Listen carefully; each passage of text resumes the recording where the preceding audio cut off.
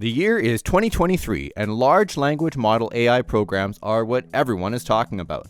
Some people are hailing this as the greatest technological leap forward since the invention of the internet, while others are doomsaying that this will be the demise of the human race. While these conversations are happening, Resourceful Rachel needs to finish her essay, which is due at midnight.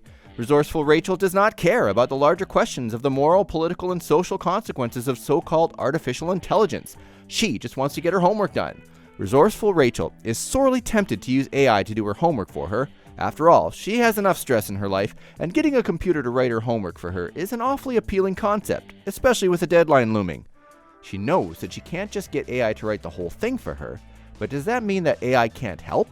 Could AI be part of her thinking, learning, and writing process? Resourceful Rachel wants to figure out a way to use AI as a tool to help her with her thinking, so she starts a conversation with the chatbot asking for some help. She uses it to generate ideas, stimulate her thinking, and find some reliable academic sources. Is this okay? There is lots to think about here, but for now, here are a couple things to keep in mind. Current large language models are famous for their ability to hallucinate, which means that they make stuff up. While AI organizations are trying to improve the systems to do this less, as people continue to ask AI questions, we are finding new ways that AI can make up information. The problem is that artificial intelligence can often sound very convincing when it is making up answers to your questions. Fact-checking and research will be crucial to successful use of an artificial intelligence program. If you ever do use AI to generate ideas for an assignment, you need to cite it as a source. Your teachers might even ask for the history of your conversation with the chatbot. So, in the interest of integrity and transparency, let your teachers know that you used AI, then be prepared to show them so that you can prove that you used it with integrity. Thinking and generating ideas are some of the most important skills you will ever develop. Your ability to think and reason and be creative is a vital part of your humanity. Like all skills, thinking and reasoning and creativity need to be practiced. You will never learn to cook unless you actually cook. You will never learn to play the piano unless you sit down and start playing. So, be cautious about allowing a computer to do all the thinking and reasoning and creating for you. You might unintentionally be sacrificing a part of your humanity on the altar of efficiency. In other words, you might risk losing a chance to develop your thinking skills to get through your work quickly. Finally, it's important to remember that AI is a tool.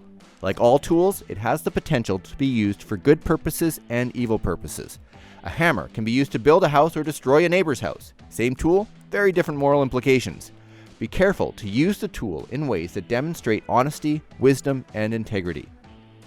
At the time this video was written, large language model programs were relatively new and developing quickly, meaning that by the time you watch this video, some of what is in this video might be out of date. That may be the case, but there are likely some principles here that you can apply, regardless of how this technology develops in the future. Let's get back to Resourceful Rachel and her midnight essay deadline. After typing a few words into the AI program, Resourceful Rachel might decide to do one of two things. She might say, I think AI can help me generate some good ideas, so I'm going to use it carefully, double check the information that it gives me, and cite it as a source. But I'll still write the words of my essay on my own.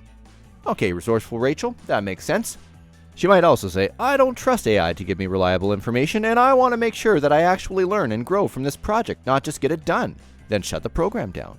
Well, now you know that Resourceful Rachel is just a fictional creation that was invented in a teacher's imagination, because who talks like that?